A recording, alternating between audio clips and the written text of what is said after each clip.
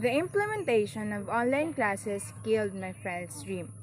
I am Sarah Jane Geraldo, a BAL 1B student. Last month, I met my childhood friend and had a little bit of chit-chat. We talked about random stuffs and he mentioned that he quit school when he found out that classes will be held online or modular. I was shocked about it because I've seen how persistent he was to reach his dreams back then.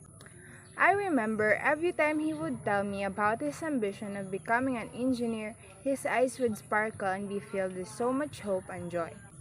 I asked him why he stopped, and he told me that it was because his mother told him to stop and help his father at work instead.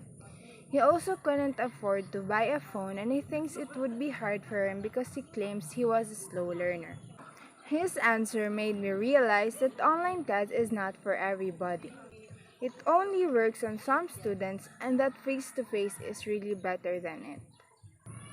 As someone who experienced online classes, I could tell that the traditional style, which is the face-to-face classes, was way better because of many reasons.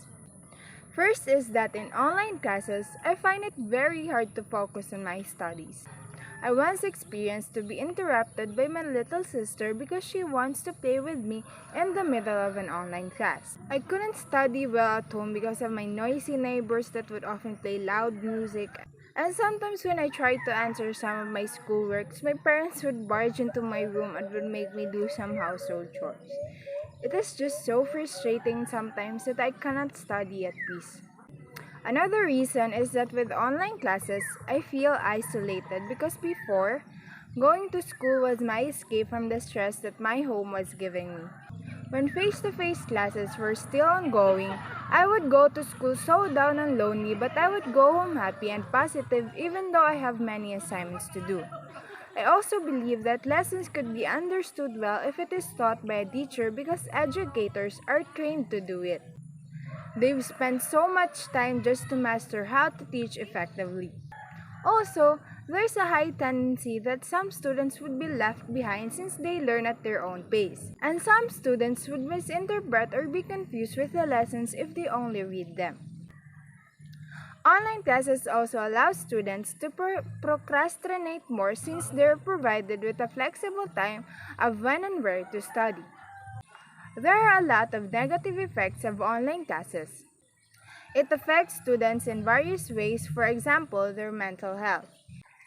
It was said that students' experience in online classes is generally described as disrupted and leading to feelings of insecurity, anxiety, and hopelessness.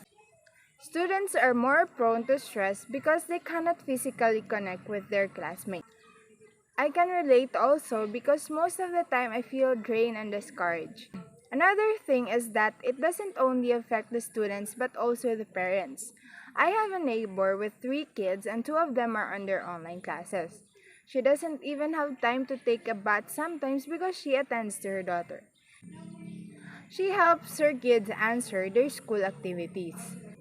Parents were given additional roles as learning leaders or teachers in addition to converting their homes into classrooms.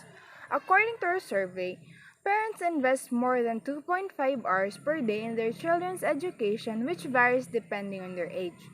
Some parents had to quit their careers to help their children with online studies or extracurricular activities. Many people said that online classes is way better because with it you could help your parents with the household chores. It is indeed true, but I believe we students could help our parents more if we study and learn, because in that way we could finish school with the needed knowledge that our future profession asks for. It would be better if we will be instilled with the right amount of knowledge without the distractions of things like slow internet connection. That would be possible in face-to-face classes. Face-to-face classes could be done in the middle of this pandemic. All we need to do is to follow the safety protocols, and in fact, most of the students are already vaccinated.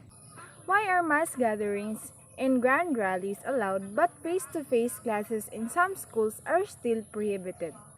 I am really pushing for face-to-face classes because I would rather take a risk and go face-to-face classes to learn than be safe but incompetent.